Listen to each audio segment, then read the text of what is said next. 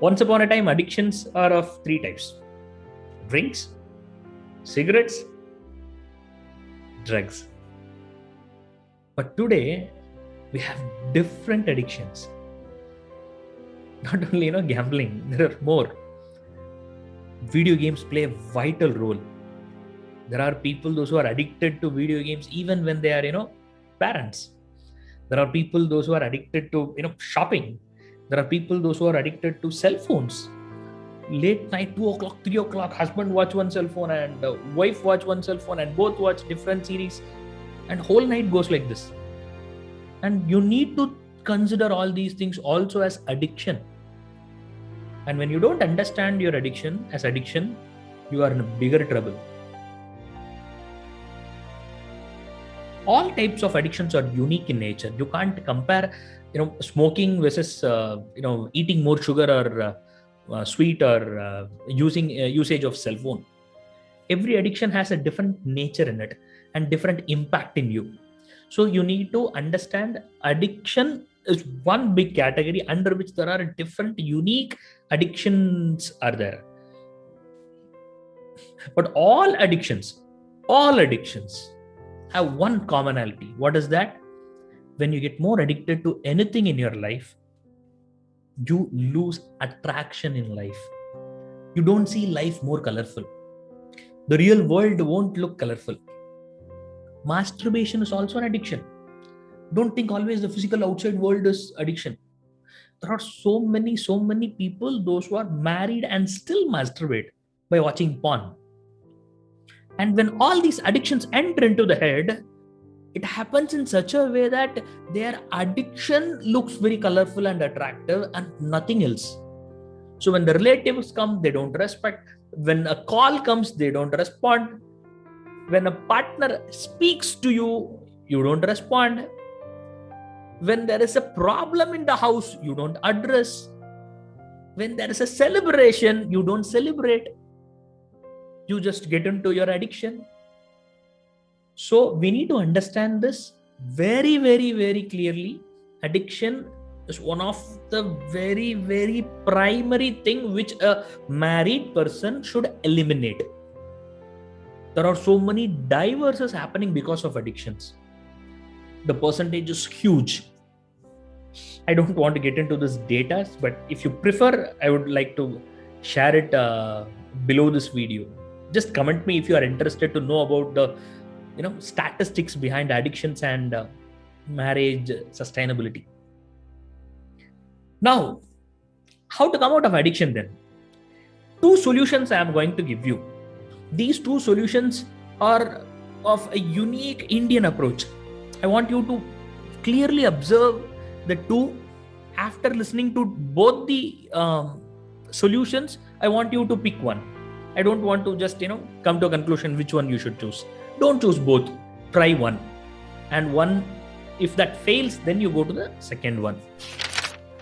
The first approach of handling addiction is to wage a war against it. You literally face your addiction and fight it out. There are 4 stages. The first one is knowledge. First, you need to intellectually understand why this is an addiction and how this can impact your peace, how this can spoil your future. You need to get the basic understanding. You need to understand it. Not just everybody say wife doesn't like it, somebody scolds because of this, you spoiled a moment because of this. No, don't come to a conclusion. Analyze, understand how this addiction is going to disaster your life. Understand. The knowledge is what is required. The second one, once you understand that the addiction is very, very bad, then you can get into the second phase, that is awareness. You need to be consciously watch whenever the addiction enters into you. I don't mean to say that you need to stop it and solve it. That never happens. I have myself personally experienced different types of addictions, and I know it. That addictions are not as easy as we speak. Okay, now I understood. Therefore, hereafter I'm not going to follow, enter into this addiction world. No, definitely it is not possible like that. So we need to have the awareness of how and when I enter into the addiction. There will be a pattern. You need to be aware to understand the algorithm of your addiction and the pattern in which phase, when, how long it enters into your daily things.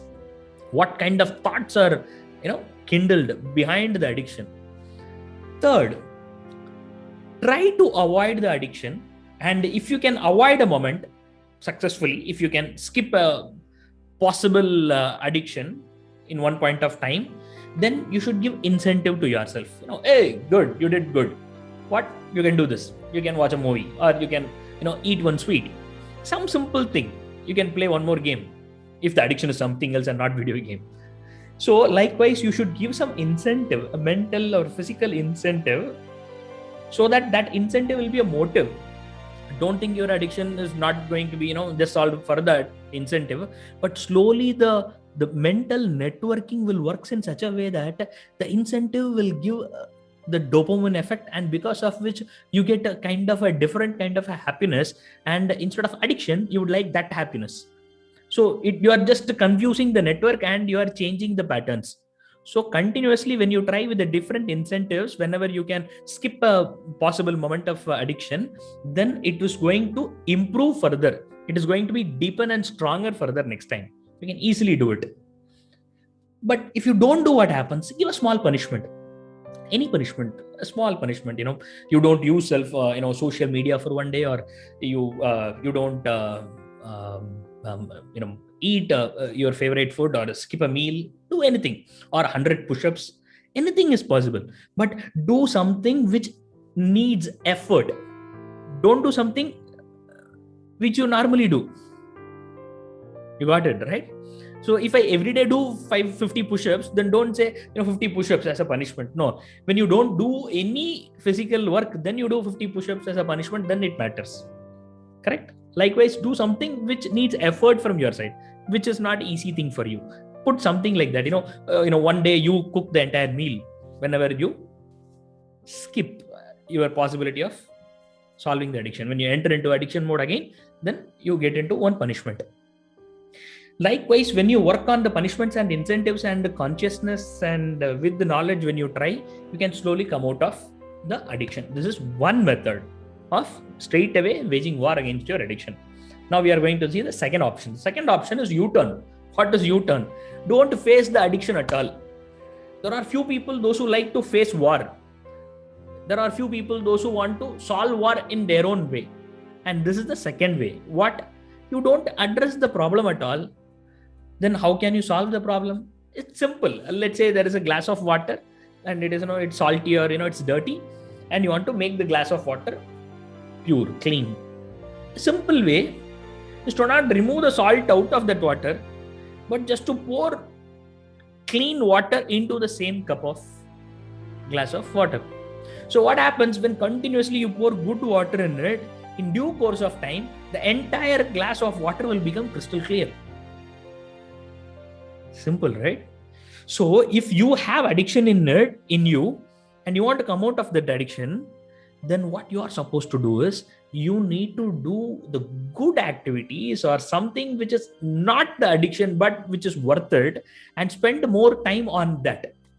You increase the time and increase the workload which is not addiction, so that when that part increases, when you are join a course, or commit yourself to some regular activity, or take some responsibility in your apartment, or any extracurricular activities, or teach some 2 kids, anything it can be. When you enter into different ways of activities, when you add more other good activities in you, then in due course of time, you yourself will be surprised that I didn't do that addiction at all for more than 3 months. Nice. So this is a way where you unknowingly, without your knowledge, you address the problem and solve the problem.